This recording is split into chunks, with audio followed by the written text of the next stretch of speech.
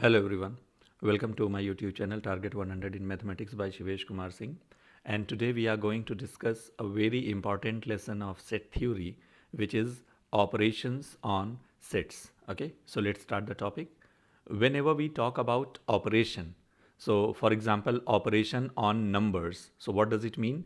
It means that we are talking about some basic calculation on the numbers, for example, plus, minus, multiply, divide, okay, like this. So these are called operations on real numbers. So similarly, if we talk about operations on sets, what does it mean? Some calculations on the sets. So for example, if you have A and B two sets, then what all operations we can do, what all calculations we can do on these two sets, this thing we are going to study. Okay, so have patience and listen carefully and try to understand. First operation is called union. Okay, see, basic meaning of union means to combine the things. Yes, to combine the things together. This is the meaning of union. Same thing we are going to follow here also. So what is the meaning of union of the set? First I'll tell you by the example and then you will see the mathematical definition. For example, if I have one set A is equal to 1, 2, 3, means these are the three elements of the set A, and B is another set having elements 4, 3, 7. Okay, now if you want to write A union B, then how you will write it? You will write it as all the elements of A and B without any repetition. Okay, for example, you can see 3 is in A and 3 is in B also. So you will not repeat this element. You will write only for the one time. So 1, 2, 3, 4, 7. Okay, so what is A union B? A union B means all elements of A and B writing together is called A union B. So what should be the meaning of union then? Union means if A and B are two non-empty, non-empty means they must have at least one element. So non-empty sets, then their union will be the collection of all those elements which belong to either A or B or both. Okay. Now, my dear students, this is very important word for you to understand, or. Okay, because in some of the calculations we will use the word and. Here we are using or. So be specific, okay, and use the specific word as it will be required. So what is the union? Union is the collection of all those elements which belong to either A or B or both. And how you will write it mathematically? Mathematically we can write it as A union. This is the sign for union. B is equal to all those elements means X, such that X belongs to A or X belongs to B. Okay. Now, this is in the set builder form. The definition what I have written here in these two lines, this is written in one single line. Okay. So, this is the mathematical explanation of this. Now, you will try to understand with another example. For example, if I write A is equal to A, B, C and B is equal to A, X, Y. Okay. So, what will be A union B? What I told you, for the union you will write all elements of A and B without repetition. So, it will be A, B, C, X, Y. Okay. So, this is the simple meaning of union. Okay. Now, what else you must understand for union? There are some statements, okay, mathematical statements. For example, if I say if X belongs to A union B, then what you will understand? For example, suppose I come to your class and I found one pen lying on the floor. What does it mean? It means that pen belongs to the union of all the students, means a class. So it means it belongs to any one of you. Okay, that pen must belong to any of the student because it is lying in the classroom. Okay, so same here. If X belongs to A union B, it means it is in the union of the students A and B. So what does it mean? It means X will belong to A or X will belong to B. Make sure that here you are writing or.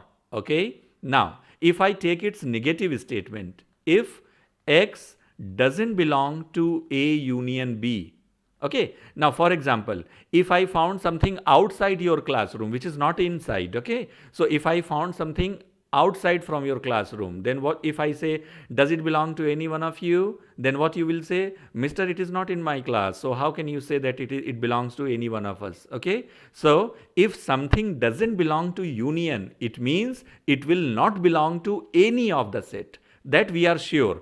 Okay, but here we were not sure that it will belong to where, A or B. So if we are sure, then what word you will use? You will use and. So here X doesn't belong to A and X doesn't belong to B. Okay, for example, just try to understand with the help of example. If I say A is equal to 2, 7 and B is equal to, just for example, 1, 5. Okay, so what will be A union B? A union B will be 1, 2, 5, 7. It is not necessary to write in any order, ascending or descending. You can write random. Okay, order doesn't make a difference here. Now if I say 5 belongs to A union B, yes or no? This is right or wrong? This is right, because you can see 5 is there as an element. So what you can see here, 5 belongs to A or 5 belongs to B. Now, when we use the word or, it means any one of the statement must be correct. Maybe this should be correct or this should be correct. So in this example, you can see this one is correct because 5 belongs to B. Okay. Now, if I say 10 doesn't belong to A union B, and you can see this is correct also because 10 is not here. Yes. So if 10 is not here, can we see 10 here in A or can we see 10 here in B? Of course, no. So you will write 10 doesn't belong to A and 10 doesn't belong to B. Okay, make sure that you are writing that correct word and or. This is really very important for you. Okay, so I'm sure this thing is clear to you. Now let's move to another one. This is intersection. So intersection, where do we use this word normally? Before set theory. For example, in a straight line, if you draw two straight lines cutting each other, then what point is called? This is called intersecting point. What we say? Intersecting point or point of intersection. So what does it mean? It means this is the common point. By this you can memorize it for a long time. Okay, common point. So what should be the meaning of intersection of two sets? If we have two sets, non-empty sets of course, if you have 2, 3, 5 in A and in B you have 3, 7, 9. Okay, now do we have something common in A and B? Yes, we have 3 and 3. 3 is common. Yes, so if common element is there, then that common element will lie in the intersection. Okay, common element will lie in the intersection. So what should be the definition of intersection now? Let's see it mathematically. This is, if A and B are two non-empty sets, then their intersection will be the collection of all those elements which belong to both A and B. I told you, if we are sure, then we will use the word and. Okay, so here intersection means it is the collection of all elements which belong to A and B both. Okay, you understand this? Now how you will write it in set builder form? You will write like this: A intersection, this is the sign of intersection, B is equal to X such that X belongs to A and X belongs to B. Okay, now this is the mathematical meaning of intersection of two sets. Now let's consider some examples, though I have told you, but let's write one more. Okay, here it is A, B, C as the element, and here I'm writing B as 1, 2, 3. Now what you can see, do we have anything common? No, we don't have anything common. So A intersection B will be equal to what? Phi. Do you remember this word, this letter phi? What I told you about this? This is called empty set. This is called empty set or null set, okay, because we don't have any element. So if A intersection B is phi, then A and B are called disjoint set. What we say? Disjoint set, because they don't have anything common. Disjoint means which is not joint, okay. Now if I say another element, say set, for example, C is equal to B x y, okay. Can we have something in A intersection C? Do we have any element common? Yes, we have B common. Yes, so B will be here. Okay, what is the name of the set where we have only one element? Do you remember that? I told you in another video. If you have only one element in the set, then that is called singleton set. Hope you remember the name. It is called singleton set. Okay, I'm sure this intersection also clear to you. Okay, if you have any confusion, you can write in comment. Okay, I'll describe that also. Now, let's talk about difference of, okay, before talking the difference, let's talk about the same type of sentences for intersection also. If you have X belongs to A intersection B, it means if something is in intersection, then we are sure that it will belong to both, because in intersection we have only common elements, yes or no? But if something doesn't belong to intersection, then it means it is not common to both the sets. It means it is not belonging to at least one set. So if we are not sure that which set it doesn't belong to, then we will write or. Do you see the difference between union and intersection? Okay. So here for the intersection, if something is in intersection, means, for example, if you pass your exam, it means you pass in all the subjects. Yes, it is sure. But if you don't pass the exam, it doesn't mean that you fail in all the subjects. So that's what, if we are not sure, we are using the word or. Okay, you can understand with this example also. If I say A is equal to 1, 2 and B is equal to 2, 3, 4, then A intersection B is what? It is 2. Yes. Now if I say 2 belongs to A intersection B, it is correct because you can see 2 is here.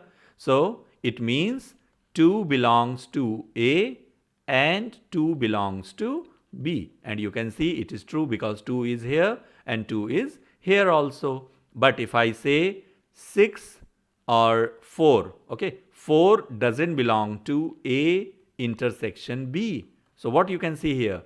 If it is not in intersection, it means it is not common. So you can see 4 belongs to B, but 4 doesn't belong to A. So you will write here 4 doesn't belong to A or 4 doesn't belong to B.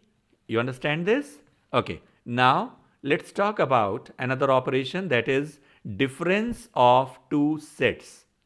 Okay, difference means mathematically it means minus, and same is the meaning for the set also, but here meaning will be little changed. Okay, for example, if I say A is 2, 3, 5 and B is equal to 3, 9, 10.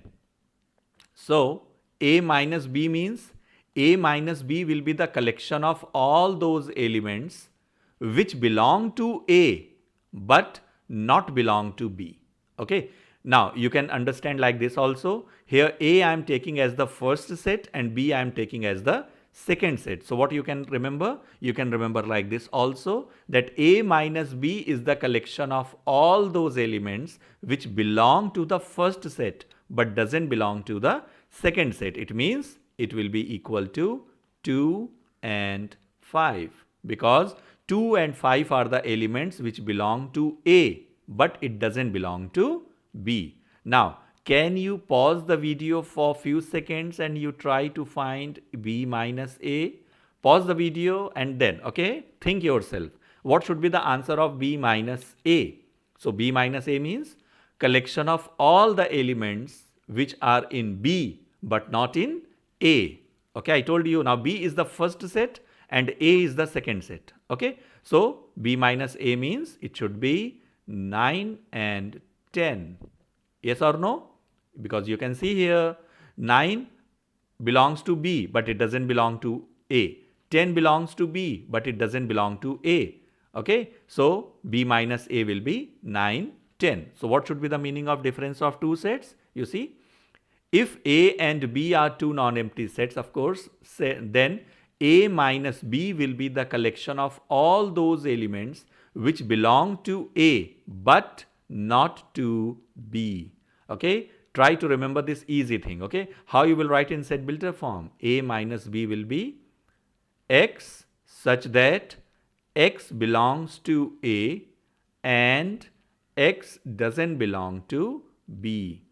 Why I am writing and here? Because we are sure that if something belongs to A minus B, it means necessarily it will belong to the first set, but it will not belong to the second set. Okay, in the comment you will write about B minus A in set builder form, same like this, what to write. Okay, in the comment you will write. I will wait for your response. Now next is complement of a set. Complement means its opposite. You can understand like its opposite of A. So if suppose there are two persons A and B and they are really opposite of each other, so what we can say, whatever virtues, whatever properties A will have, B cannot have, or whatever properties B will have, A cannot have. Okay, because they are opposite of each other. So complement means opposite. So if something belongs to A, if some elements belong to A, then these elements cannot belong to its complement. This is the sign of complement. 2 cannot belong to complement because it is in A. 3 cannot belong to its complement because it is in A. But you can see all other elements can belong to complement because 4 is not here. So what is the meaning of complement of a set? If A is a non-empty set, then its complement of A will be collection of all those elements which does not belong to A. Okay, and how you will write it mathematically? You will write it as A as X such that X belongs to, X such that X doesn't belong to A. Okay, so if it doesn't belong to A, then where it will belong? It will belong to the largest set. Do you remember the name of the largest set, what I told you in types of sets?